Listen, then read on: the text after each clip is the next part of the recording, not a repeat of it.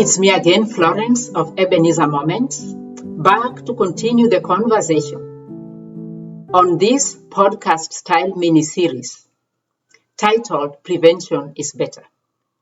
And we have focused on preventing suicide. I continue to shout out to Step Up Dance students of Maseno University and continue with conversation from their insight, from what they share, their feedback on this topic of preventing suicide. One of the things they highlighted right at the beginning of their conversation with us was situations of mental health.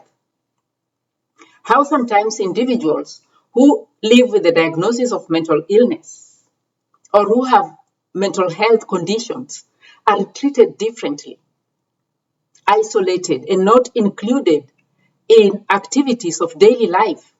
They experience social isolation, and we all agree that stigma is at the root of all that.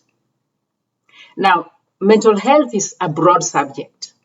We can only touch a little bit, just a definition, to gain a communal standpoint. So I looked at the definition given by World Health Organization, definition of mental health. They write, mental health is a state of well-being in which the individual realizes his or her own abilities, can cope with the normal stresses of life, can work productively and fruitfully, and is able to contribute to his or her community. That's the ideal situation. We all aspire to that, to be functioning productively, to be coping with stresses of life. Horizontal stressors, vertical stressors. Stressors are part of the developmental stages, the cycle of life. And one who is experiencing mental health and well-being can cope with those normal stressors and can work productively and fruitfully. However, that is not always the case. Every now and then, someone will find themselves with a diagnosis of mental health or have some mental health conditions. Now, mental illness is described by the Center of Addiction and Mental Health in Canada as they give reasons of mental illness. There are many reasons why people develop mental illness. Some are genetic or biological. Some are a result of childhood trauma or overwhelming stress at school, at work, or at home. Some stem from environmental injustice or violence. And this is what they say. Sometimes we simply don't know.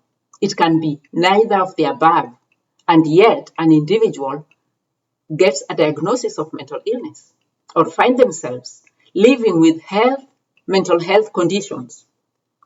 The recommendation is, regardless of the reasons, these are health problems just like cancer, arthritis, or diabetes.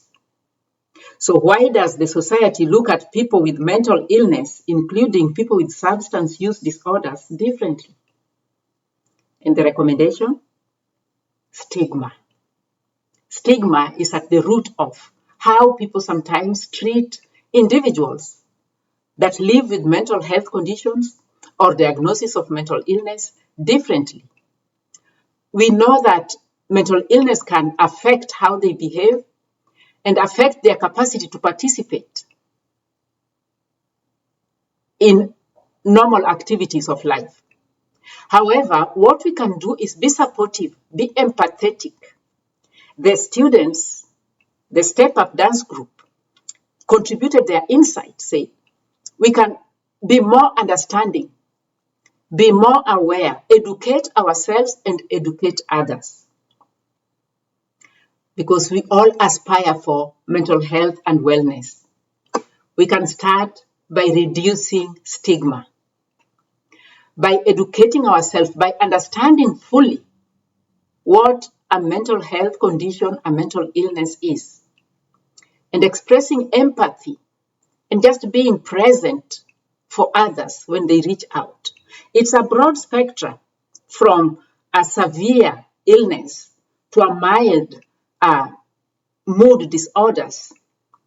Whatever the situation, whatever the case, as people seek treatment, we can be present, we can educate the population, and we can be an empathizing community as steps towards reducing stigma to prevent cases of suicide. We continue with these conversations of prevention is better. Engage with us.